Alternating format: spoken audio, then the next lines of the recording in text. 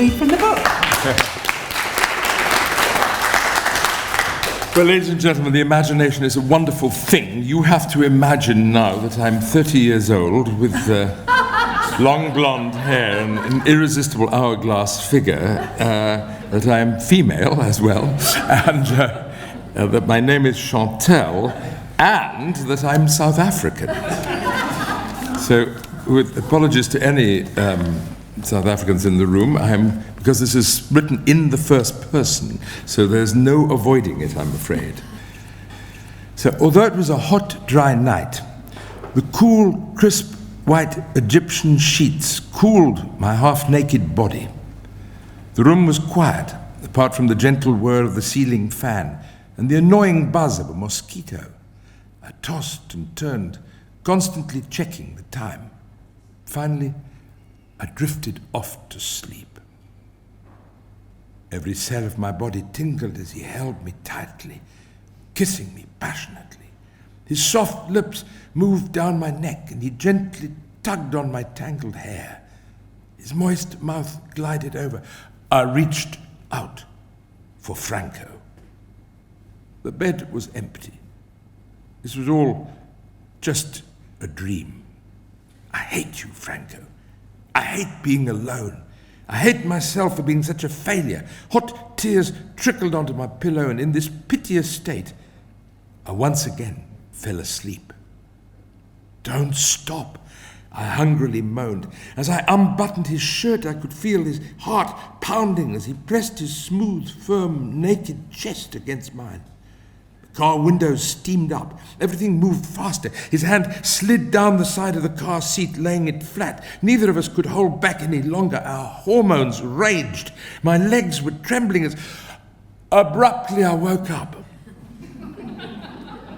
to the raucous sound of Hadedas in the early morning. Equally as abruptly, I realized I was alone. It was 5 a.m. Who had I been dreaming of? Franco? Stefan? Stop this, Chantal. I cautioned myself as comparisons between Franco's unfaltering surgeon's hands on my body and Stefan's youthful, strong ones ran amok with my mind and my emotions. I was so confused. Should I even go on this date? Surely I was putting myself in a position to be hurt all over again. The optimistic and more trusting side of me argued back, you'd be a fool not to take the chance. I must have drifted back to sleep as I woke up at 6 a.m. to the bleep of my cell phone, alerting me I had a text message. After rubbing the sleep from my half-open eyes, I fumbled over to pick up my phone and read, "Morning, Chantal. Hope you're able to make our breakfast date. If so, does 8 a.m. suit you? By the way, I have a surprise for you. Stefan." I was nervous, but curious to find out what the surprise was. An adrenaline rush of possibly seeing Stefan jump-started me into action. After an extra brushing of my teeth and a quick shower, I came to a halt. I had to make a decision whether to go or not and let Stefan know. I answered his text. I should be able to make 8, but won't be able to stay long. He immediately texted back. Great, pity you're unable to stay for long. Any chance of twisting your arm? PTW, bring your camera. Meet you at the Michelangelo Hotel. That's where we leave that. That begins the whole relationship between the two of them. As you have concluded, it's a romance. Overlaying the roller coaster romance is excitement and adventure. I could have now chosen to read the part where Chantal and Stefan confront rhino poachers, but instead I'm going to do a different extract because it's what South Africa is now. Beautiful but dangerous. The relationship between Stefan and Chantal has developed, but Chantal has concerns about Stefan. He carries a gun. Why? We'll see. Our evening went far too quickly at the seafood restaurant. I was getting to know Stefan, who insisted again that he follow me as far as the mall, where he would head home in the opposite direction. I remembered my earlier journey following Adam and felt relieved to be heading towards Fourways again. Reassured that I was nearing my house, I sighed. However, not far from my home, fear gripped me as I stopped, as the robots turned red. A car seemed to come out of nowhere, and my head spun at the sound of screeching brakes. I was briefly blinded by the glaring headlights, then squinted to see if I recognized anyone. Who the hell was this? I didn't know these two dark men in the front seat of a Mazda. The doors opened, and two bulky men waving pistols ran towards my car. I instinctively forced down the auto-lock button. I just made it. One thug pressed his scarred, scowling face up against the window, yelling, "Open the fucking door!" venomously spitting on my window before he tried to force the door open with a crowbar. He gave up and swung the crowbar at my side window. I was showered with glass and put up my hand to protect my face. The second, even bigger man thumped on my windscreen with his large knuckles, waving a gun in his other hand. "Get out, or I'll fucking shoot you!" A black hand grabbed my arm and pulled at me. My dress rode up to my thighs, but I clung on to the steering wheel. I saw him look at my legs and just knew. "Don't get it out, put it in the boot," the second man yelled. My scalp hurt as the first man moved his grip to my hair and tugged, trying to get me to crawl through the broken window. "Get out!" he hissed. His breath was foul, beer and vomit in equal parts. Panicking, I realized there was no escape, but I had to survive this. I remembered the advice from a lecture I once attended on how to survive a carjacking. Don't resist.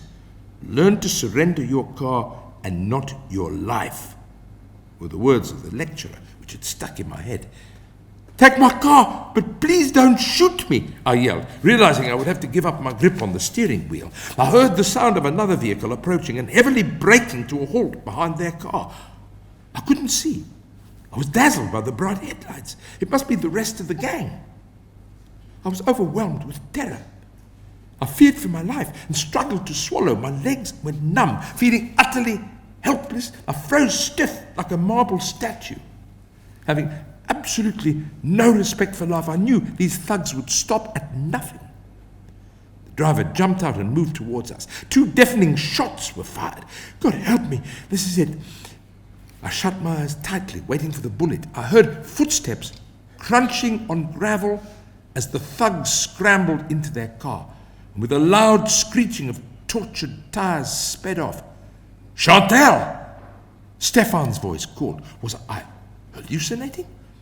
I opened my eyes in disbelief and saw Stefan running towards me, tucking his black pistol into the front of his trousers, and tried to open my locked door. "Are you okay?" he mouthed. My hands shook as I fumbled to unlock the door. Stefan yanked the door open and swooped me out of my seat. I clung to him, shaking. My legs were numb. I couldn't have walked if I'd tried. I told them to take my car, I sobbed, gasping for breath. "Your life's more important than any car," he said, whilst cradling me in his arms. After a few minutes, he cupped my face in his hands and looked into my eyes. "We can't stay here. Do you think you can drive if I follow?" I felt reassured by his manly presence. "Yes, let's go now." I managed to drive quite well, no scares, and it was good for me to have to get behind the wheel, even if the window was smashed.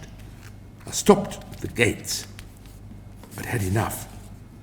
Stefan had pulled in behind me, ran to me, and held me for a moment. "Let's get inside. We need to report this." He had the situation under control. He opened the gates. I watched him drive my car into the garage before he went back and parked his Land Rover on the driveway. Stefan ensured the gates were locked. As we approached the front door, the floodlights automatically flicked on as bright as daylight. Once we were safely inside the house with all the doors locked, I quizzed Stefan, "What made you come back?" "I noticed a suspicious-looking car following you as you turned off. Alarm bells rang. That's when I turned around to check up on you," he explained. "Stefan, I can't thank you enough for saving my life," I whispered. "What's it with you and carrying a gun?" I asked the question which had plagued me for so long. What do you think? Protect myself from bastards like tonight. Anyway, most South Africans do these days. You'd better report the carjacking to the police, he prompted. So there you are, 2 representative extracts from Prizewinner, of which large numbers of copies are sitting on the table there, aching to be bought.